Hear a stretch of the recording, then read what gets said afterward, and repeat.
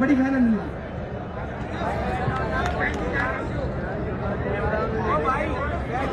चंद्रगुप्त मौर्य की तलवार से तिलक लगाए तैयार बैठे हैं। किसी भी आपदा से घबराएंगे नहीं। हम अपना अधिकार आरक्षण लेने आए हैं। कुर्बानियां देने से कतराएंगे नहीं। महात्मा ज्योतिबा फुले, सावित्रीबाई फुले, भारत माता दादा सम्राट अशोक की। सर्वप्रथम यहाँ पर उपस्थित राजस्थान ही नहीं अपितु पूरे भारतवर्ष से पधारे मेरे सभी युवा क्रांतिकारी साथी, बड़े बुजुर्ग, माताओं बहनों, मातृशक्ति को मैं अंजलि सैनी सादर नमस्कार करती हूँ।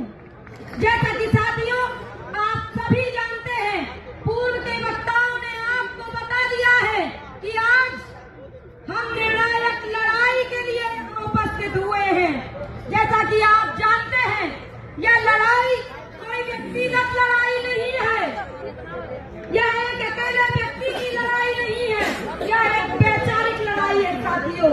इसलिए इसमें आप सभी के सहयोग समर्थन की आवश्यकता पड़ी। साथियों, ऐसा नहीं है कि हर एक लड़ाई संसद, विधानसभा या न्यायालय में ही लड़ी जाए। कुछ लड़ाइयाँ होती हैं जो सड़कों पर लड़ी जाती हैं साथियों, सड़कों पर। और हमारी वही मांग है आरक्षण, जो आज हम सड़कों पर लड़ रहे हैं। डॉक्टर राम मनोहर लोहिया ने कहा था कि संसद आवारा हो जाती है जब सड़कें सूनी हो जाती हैं, तो राजस्थान की विधानसभा आवारा हो गई है।